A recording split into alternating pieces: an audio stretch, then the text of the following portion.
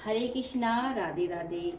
आप सभी को निर्जला एकादशी की हार्दिक शुभकामनाएं। ज्येष्ठ मास के शुक्ल पक्ष की एकादशी को निर्जला एकादशी या भीमसेन या पांडु एकादशी के नाम से जाना जाता है। इस व्रत में जल नहीं पिया जाता है, इसलिए इसे निर्जला एकादशी कहते हैं। यदि बिना खाए पिए नहीं रहा जाए तो फलाहार लेकर व्रत करें। यह वर्ष भर की सब एकादशियों में सर्वोत्तम मानी जाती है। पूजा विधि: इस दिन सुबह ब्रह्म मुहूर्त में उठकर स्नान आदि से निवृत्त होकर पीले वस्त्र धारण कर भगवान विष्णु, माता लक्ष्मी का पूजन करते हैं। इस दिन मटके में जल भरकर उसके ऊपर ढक्कन ढक दे और ढक्कन में चीनी व दक्षिणा, फल इत्यादि रख दे। जिस ब्राह्मण को मटका देवे उसी ब्राह्मण को एक सीधा और शरबत देवे। स्त्रियों को इस दिन मेहंदी लगाकर, नथ पहनकर, ओढ़नी ओढ़कर बायना निकालना चाहिए।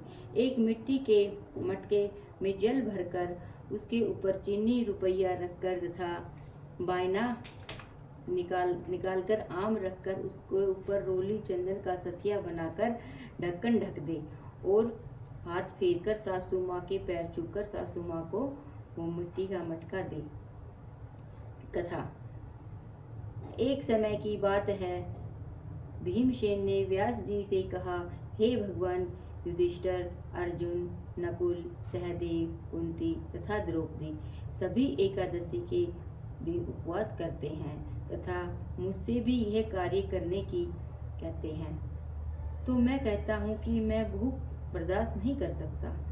मैं दान देकर तथा वासुदेव भगवान की अर्चना करके उन्हें प्रसन्न कर लूँगा।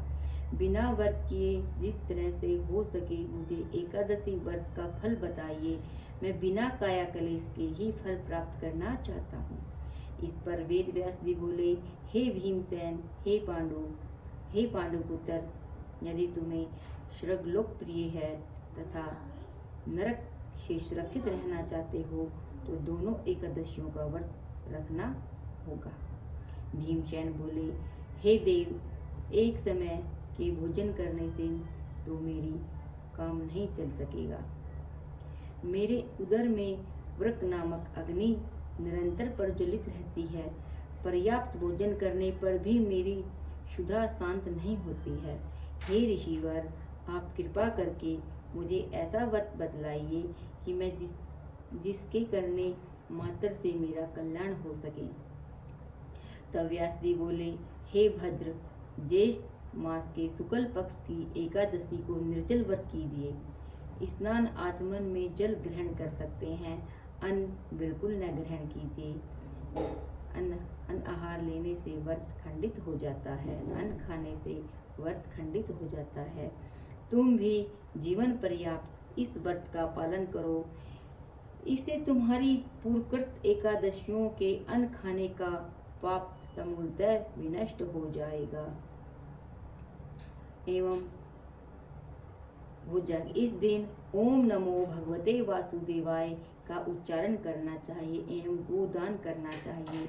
व्यास जी ज्ञाना अनुसार भीमसेन ने बड़े साहस के साथ निर्जला एकादशी का व्रत किया, जिसके परिणाम स्वरूप सुबह प्रातः होते होते संज्ञाहीन हो गए। तब पांडवों ने गंगाजल, तुलसी, चरणावत प्रसाद देकर उनकी मूर्छा दूर की। तभी से भीमसेन पाप मुक्त हो गए, इसलिए इसे भीमसेन एकादशी के नाम से भी जाना जाता है।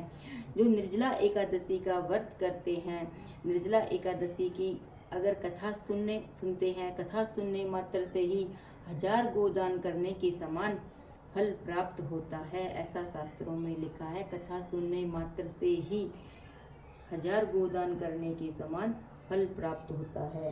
बोलो एकादशी माता की जय। एकादशी की अपनी बहुत बड़ी महिमा बताई गई है शास्त्रों में। जय श्री कृष्णा, राधे राधे, हर हर महादेव। बोलो एकादशी मैया की जय।